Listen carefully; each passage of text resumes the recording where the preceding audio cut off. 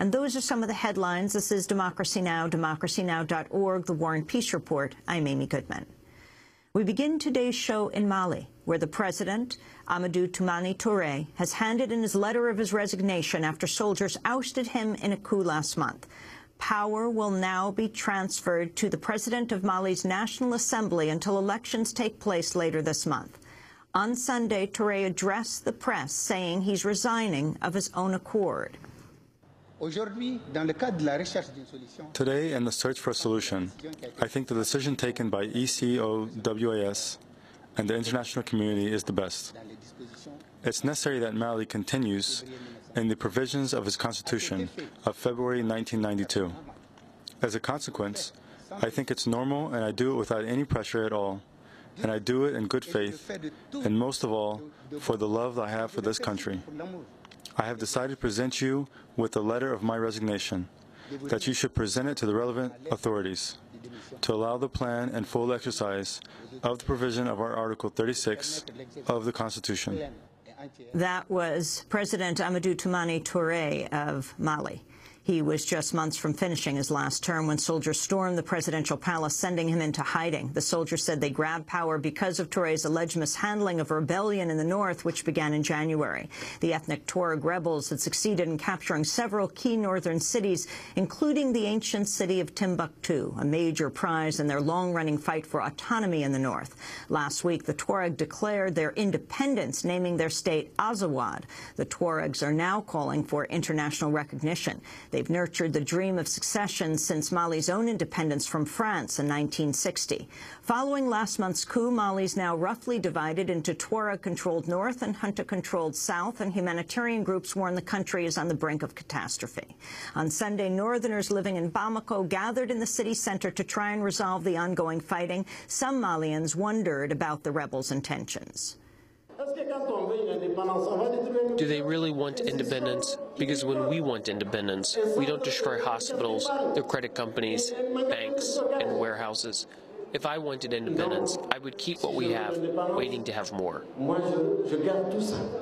On Saturday, Mali's coup leader said the junta would hand power to civilians within days in a deal under which neighboring nations agreed to lift sanctions and help tackle northern rebels. Officials claim the rebels are a mix of Tuareg separatists and Islamists with links to al-Qaeda. This is Jeffrey De Laurentiis, acting president of the United Nations Security Council.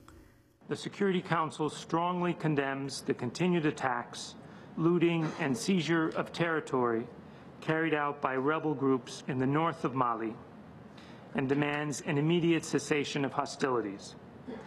The Council is alarmed by the presence in the region of the terrorist group al-Qaeda in the Islamic Maghreb, which could lead to a further destabilization of the security situation. The Council calls upon the rebels to immediately cease all violence and urges all parties in Mali to seek a peaceful solution through appropriate political dialogue. For more on Mali, we're joined by Feroz Manji in Montreal, Canada, editor-in-chief of the prize-winning Pambazuka News, a Pan-African social justice website. He's formerly the Africa director for Amnesty International. Manji recently co-edited a book called African Awakening, The Emerging Revolutions. Feroz Manji, welcome to Democracy Now! Can you talk about the significance of the president of Mali saying he's stepping down and what this deal is all about? Good morning, Amy. Well, I don't think it's as dramatic as everyone tries to make out. He was, even if the coup hadn't happened, he was due to resign in April anyway, at the end of April. I don't think he had much of a choice. It's probably part of the negotiation for the junior officers handing over power. So I wouldn't attach great significance to that. I think much more serious is the threats that are coming from the Economic Community for West Africa, of the West African states, ECOWAS, which we heard just now. They are threatening to move in militarily into Mali. And if they do so, it could cause enormous and tragic situation. I think what we have in Mali is a very complex situation. You have, on the one hand, some junior officers who are disaffected, didn't really have a game plan or any idea about what they wanted, except that they were demoralized by the defeat they've had at the hands of the national movement for the liberation of Azawad. What people call the Tuareg are, in fact, a united movement called the Azawad. And they've currently taken over 50% of Mali's territory. This is part of their traditional land. And they have in fact organized a ceasefire. They've occupied the territory. They've won what they wanted to. However, the situation is much more complicated because movements like the Al-Qaeda in the Maghreb, AQIM, who have been the ones carrying out all kinds of terrorist activities. And the UN spokesperson you just quoted just now is implying that it is the Azawad movement who have carried out these terrorist attacks. It's far from it. In fact, the evidence suggests from recent leaks from WikiLeaks suggests that the Mali government has been in close cahoots with AQIM in order precisely to undermine the efforts of the Azawad people to obtain independence. The United Nations Security Council has condemned the Mali coup, warning of an al-Qaeda presence in Mali. Again, this is Jeffrey de Laurentiis of the United States at the United Nations. The Security Council reiterates its strong condemnation of the forcible seizure of power from the democratically elected government of Mali by some elements of the Malian armed forces, and recalls in this regard its press statement of 22 March 2012 and its presidential statement of 26 March 2012. The Council calls on the mutineers to ensure the safety and security of all Malian officials and demands the immediate release of those detained. The Council renews its call for the immediate restoration of constitutional rule and the democratically elected government, and for the preservation of the electoral process. That's Jeffrey de Laurentiis, United States Alternative Representative for Special Political Affairs at the United Nations. Your response, Feroz Manji? Well, I think that that has already been achieved. I think these junior officers really had no idea what they were doing other than expressing frustration at being defeated.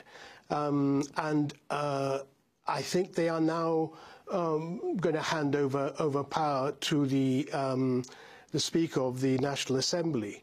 And they're going to try and mediate and negotiate with the movement, the National Movement for the Liberation of Azawad. What I fear is that that there is going to be a lot of bloodshed, because this is only, I think this is the fifth uprising by the Azawad. The first one was in 1916 to 1917, then in 1963, then again in 1991, and then again in 1996. We have had several uprisings, but this has been a really exceptional one. For the first time, you have a united front of many of the movements for the liberation of Azawad, and these are people, you know, who occupy for many, many centuries. These are people who are herders, they are desert people, and they in fact historically occupy territories that include Mauritania, Burkina Faso, Algeria, and parts of Libya in the north. And so we have a situation where you have a national liberation movement seeking to liberate its own people and to have their own territory. But I think that the Mali government and indeed the economic community for West Africa and in the international community, I'm afraid are not going to let them have their way. And that is going to be really quite tragic.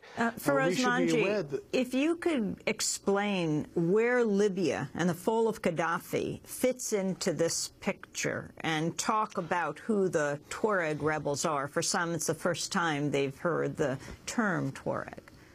Yes. Well, there's been a lot of press publicity about alleging that the fall of Gaddafi led to this particular rebellion. The evidence suggests that this movement has been organizing for some time. There's certainly many of the people who Gaddafi trained in his army were from the population that's called the Tuareg. And many of them have returned after the collapse of Libya. They returned back to Mali. But half of them probably joined the Tuareg movement. But the other half have actually gone down to Bamako, the capital of Mali, and have joined the Mali forces, saying that they are Malians. So it's not entirely clear that those who came from Libya actually became part of the national liberation movement. As for the Tuareg, these are people who have occupied the vast areas of Africa. They stretch from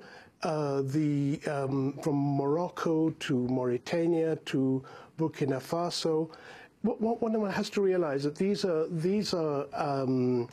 cattle herders. These are people who have been traditional nomads who move around and who got incorporated into Mali only because the French colonial government just divided up this land according to how they wanted to exploit the resources of Mali. And remember that Mali has very substantial sources of gold as well as oil and gas. And so the Tuareg people are related to a large community of people who stretch right across the north of Africa and in many parts of West Africa. And they have been seeking to have their own state, which is not unreasonable. And they have had many attempts to try to form a movement to liberate their territory. This was denied to them by the international community. It was denied to them by the French government, and indeed the United States has a military presence in that area called AFRICOM, and there is no doubt at all that they are active to prevent the liberation movement, the movement of the Azawad, as the Tuareg like to call themselves, to prevent them from achieving any form of independence. And the relationship between the U.S., AFRICOM, and the African Union and ECOWAS, the African nations, the Organization of Western African States. Yes, well, I mean, formally speaking, none of the African countries, apart from Liberia and more recent Libya, have formally accepted the presence of the U.S. AFRICOM and the military presence in Africa. Although that's formally the case, in practice, AFRICOM has been present in that area for many years. They've certainly been active in Algeria, just to the north of Mali, and they have presence in many other countries in Africa. And you know what one must understand is you know, imagine that we had Kenyan troops occupying parts of the United States. I don't think the American population would be terribly happy about it, and I think the African population has a similar response. It doesn't want foreign troops on its territories. And how does Mali fit into what is taking place in Senegal? The significance of what took place there? Well, yeah, that's a very good question. I think the really interesting thing is that what we are seeing across the African continent, everyone knows about the Arab Spring, the rise of the revolution in Tunisia and Egypt and the overthrow of the dictators there. But what we are seeing is a growing discontent happening right across the continent. In Senegal, the former president of Senegal, Abdoulaye Wade, attempted to change the constitution for the 16th time to ensure that he could win the presidency in the elections on a mere 25% of the vote. And young people took to the streets, and there were massive protests. Unfortunately, about 6 people got killed in that protest. But that protest led to a situation where that change in the constitution was simply not possible. And that is what set the framework for the successful elections in Senegal, which led to the winning of the presidency by Macky Sall. And so that's a huge victory. But I think it's part of a general phenomenon that is happening across the continent, which is driven by the fact that over the last 30 years, our people have lost all the gains of independence. We used to have free health care. We used to have free education, access to water, our own telecommunications infrastructure, our own communications infrastructure. All those things that we gained through independence have been lost. And these have been lost because of the implementation of what I refer to as neoliberal policies, which have been imposed on many African countries by the International Monetary Fund and the World Bank. And over the last 30 years, you've seen people, massive unemployment, dispossession of their land, dispossession of their jobs, declining living standards. But worst of all, what has happened during these last 30 years has been a political dispossession, so that people feel that their governments are more accountable to the banks and to the international multinational corporations than they are to their citizens. And I think, you know, people are outraged that their governments respond more to these corporations than they do to citizens. In Mali, for example, in exactly the area in the northeast part of Mali where the Azawad revolution is taking place, you have an area of something like 7,500 square miles, which has been handed over to a Canadian oil company, who are also involved in gold in other parts of Mali. And so, you know, and they're making no investment into Mali itself. They just reap the oil. They have they have almost no taxation at all, and they are allowed to export all their profits. And so Mali, the people of Mali, don't benefit it. And indeed, the Tuareg, whose land they are occupying, don't benefit either. The same situation occurs in Senegal. Although it's a great victory that Macky Sall took over as the president, in fact, he is himself directly implicated and has shares in a number of multinational corporations which operate in oil as well as in other minerals. And so we have a situation in much of Africa where our rulers are deeply embedded with the multinational corporations. I think there's a growing discontent that people feel that they have no means for determining their own destinies. And so self-determination has become a real vital dynamic within the continent. And I think the rise of the national movement for the liberation of Azawad, what people refer to as the Tuaregs, that is part of that same process of feeling, you know, a loss of self-determination. Feroz Manji. I want to thank you very much for being with us. Feroz Manji. Thank you for having me on your show. Thank you. Editor-in-Chief of the prize-winning Pambazuka News, a Pan-African social justice website, formerly Africa Director for Amnesty International. His recently co-edited book is called African Awakening: The Emerging Revolutions. This is Democracy Now!, democracynow.org, The War and Peace Report. When we come back, part 2 of our conversation with the ousted president of the Maldives, Mohamed Nasheed, who was ousted at gunpoint 2 months ago, a global voice on climate change. Stay with us.